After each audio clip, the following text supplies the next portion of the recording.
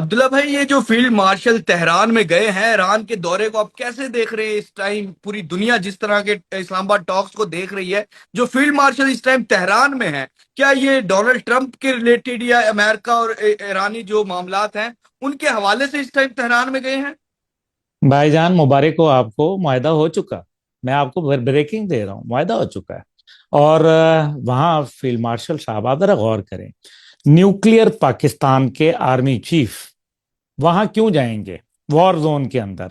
اس کا مطلب ہے وار ختم ہونے کا بتا دیا گیا ہے، ایشورنسز دی گئی ہیں کہ آپ کے حوالے سے دیکھیں نا، یہ بھی تو ایک خطرہ ہے کہ فیلڈ مارشل وہاں جائیں اور پیچھے پتہ چلے ان کی جو قیادت سے ملنا ہے وہ تو آپ کو معلوم ہے اس ٹائم پہ ان کے خون کے پیاسے ہوئے ہوئے ہیں اور اسرائیلی ایجنٹ بھی وہاں بیٹھے ہوئے ہیں، تو کچھ بھی ہو سکتا ہے۔ یہ ایک بہت بڑا رسک بھی ہے میرے خیال میں۔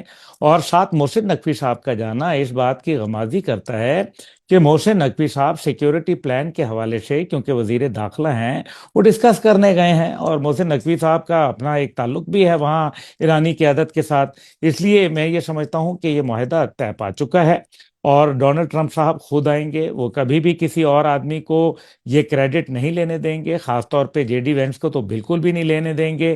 اتنا بڑا پہلی دنیا کے اندر ان کی کافی جو ہے وہ کمزوریاں سامنے آ چکی ہیں، ان کی ظاہر ہے ایک امبیرسمنٹ تو ان کو ہوئی ہے نا بہت زیادہ۔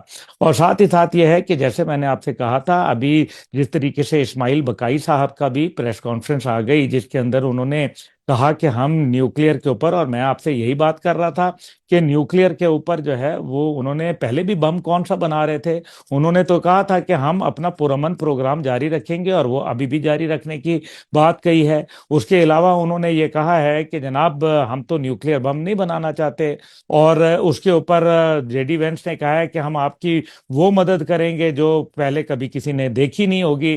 دوسرے لفظوں میں یار کمپنسیشن ہی ادا کرنی ہے نا میرے بھائی۔ کمپنسیشن کو اب آپ مدد کا نام دے دیں، جو مرضی کریں، لیکن کی تو ان کے ساتھ زیادتی ہے۔ ان کے $100 بلین سے زیادہ اوباما ایڈمنسٹریشن کے دوران کی بات کر رہا ہوں، اس ٹائم پہ ان کے ایسٹس تھے جو فریز کر دیے تھے امریکہ نے۔ $100 بلین، یہ بہت بڑی رقم ہوتی ہے۔ ایران، اب آپ دیکھیں گے ایران کا ایک بہت بڑا مستقبل ہے، اور انشاءاللہ پاکستان کا بھی ایک عظیم مستقبل ہے۔ ڈونلڈ ٹرمپ یہاں آئیں گے، آلریڈی یہاں طیارے آنا شروع ہو گئے ہیں، اہم لوگ آنا شروع ہو گئے ہیں، آرمی چیف صاحب کے ساتھ اور بھی چند اہم ترین لوگ گئے ہیں جن کا میں ذکر نہیں کر سکتا آپ کے سامنے۔